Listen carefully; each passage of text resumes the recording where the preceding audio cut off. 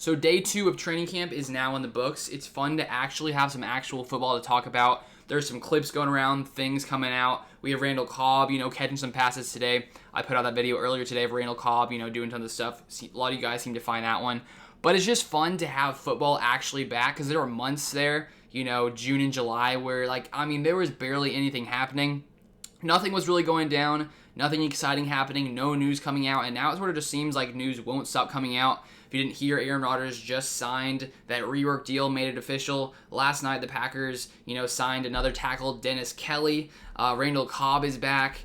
So many things going down right now, which is pretty fun because it has been pretty quiet for a while. So right now I want to break down day 2 of Packers training camp, sort of go through some reporters' tweets about sort of what was going on in day 2 and sort of break those kinds of things down. But if you guys are new here, you haven't subscribed, you're a Packers fan, you want to see Packers news, all the signings that happen, injuries, everything throughout the entire season. That's what this channel is for. I am a fellow Packers fan, as you can probably tell, so feel free to subscribe. We're slowly getting close to 10,000 subscribers, which is awesome. So I wanted to say thank you to everyone who has been, subscribing recently, following along the channel. It's definitely nice to have you guys here. So taking a look first off, I thought this was sort of funny. Apparently, new tackle Dennis Kelly came out in a David Bakhtiari jersey. So as you can see right here from Matt Schneidman, he said, "We're all in preseason form. I fell for it. That's not actually David Bakhtiari. Dennis Kelly already messing with us on day 1. So the new guy comes in, David Bakhtiari dealing with that injury, decides to put on David Bakhtiari's jersey. Pretty funny because as you can see, he sort of actually looks like David Bakhtiari. And I'll try to find another picture where you can sort of see his face more, but they sort of look like brothers. Maybe they are. I don't know. They're actually not. They're not brothers, at least from all that I know. But he looks a lot like David Bakhtiari. So I thought that was sort of funny.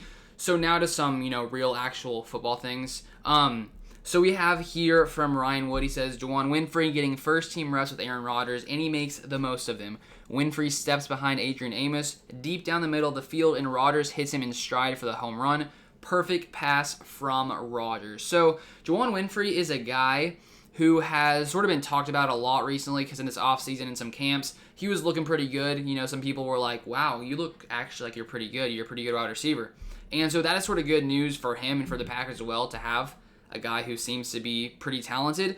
The only thing about him, if he will make the team, is the Packers now have so many wide receivers on this roster. It's funny that in the past, the idea was that we have no talent.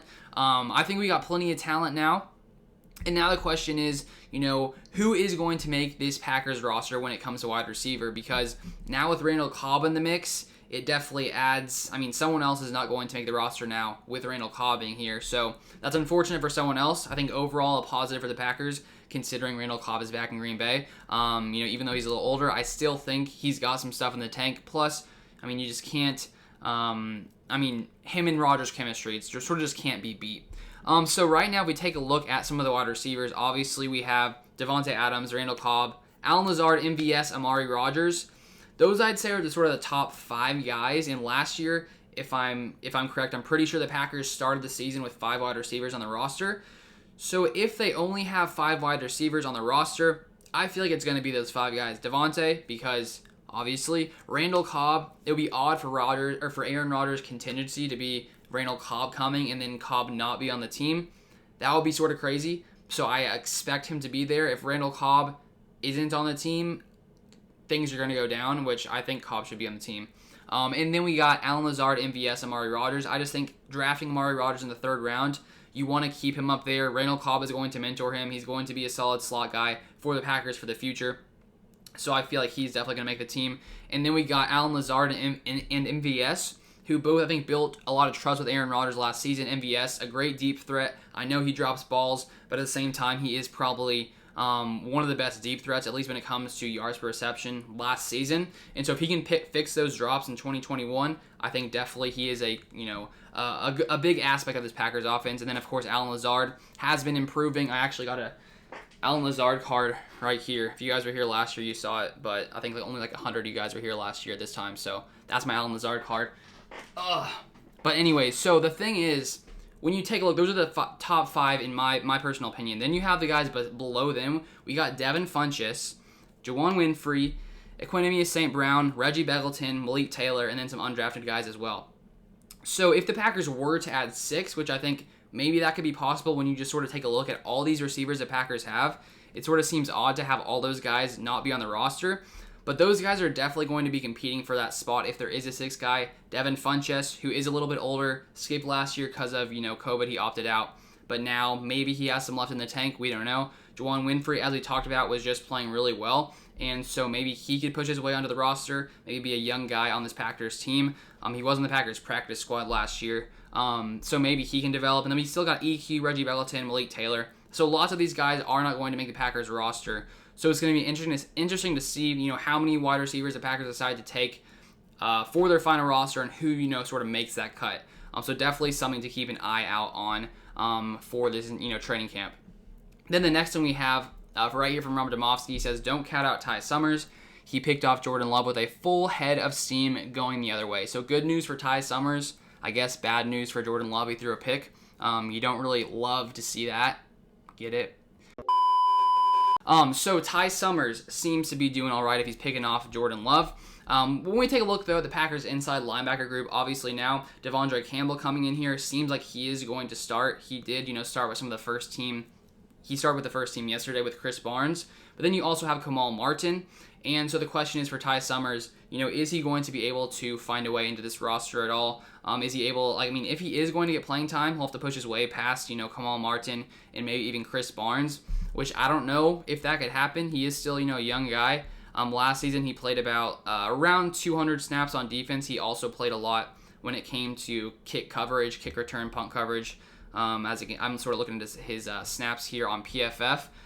So definitely he's still a young guy, and he was drafted in the 7th round in 2019. But who knows? Maybe he has some more life in him. Maybe he can sort of grow and develop. Something to definitely keep an eye out on.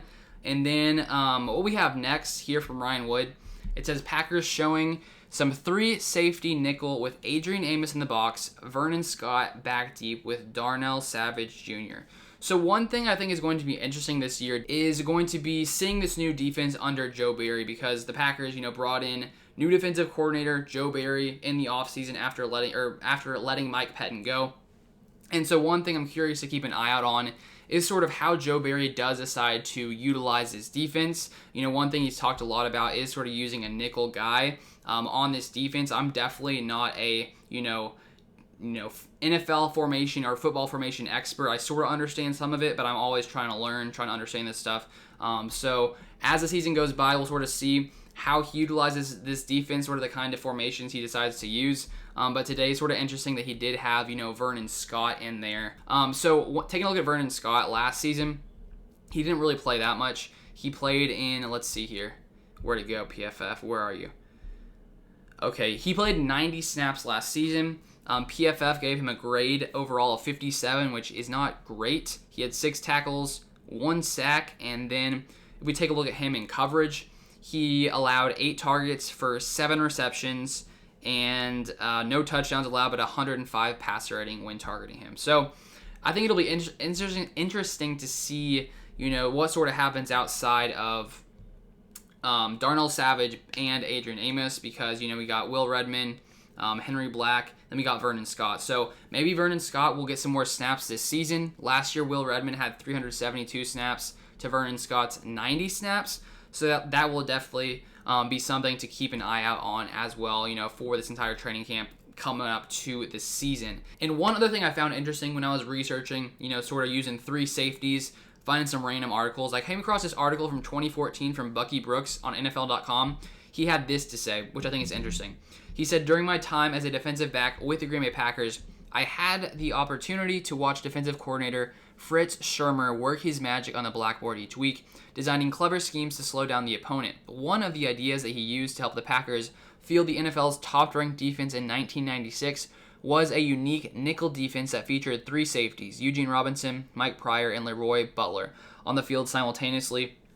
Although it wasn't unusual to use 5 defensive backs on obvious passing downs, Shermer's willingness to play Butler, Green Bay's starting strong safety as a nickel back, allowed him to deploy his best defensive back in coverage on tight ends and slot receivers while also using him on blitzes off the edge. The strategy helped the 96 Packers hold opponents to just 13.1 points per game and total 26 interceptions against only 12 touchdown passes. So I thought that was some interesting Packers history. I definitely didn't really know that. That was 1996. I was not yet born. I was born in 97, so I don't really remember that time much, 96 at all, because I wasn't there. But something interesting, the Packers used that apparently in 1996, and it seemed to work. So, hey, if we're using it now, maybe it's good luck throwing it back to the old times. Hey, if it works, it works. We'll see if it works this season. But, of course, the Packers have two studs at safety in Adrian Amos and Darnell Savage. Then to end it off, I have some, a good thing here. We got Rodgers throwing to Davante Adams, which is always amazing to see. Rob Domofsky tweets 5 hours ago, first real wow moment of training camp, Rodgers to Adams for a 60-yard TD down the left sideline. Adams used his late hands technique, and the ball somehow got through Darnell Savage. Aaron Rodgers and Davante Adams seem to be picking up where they last left off last season.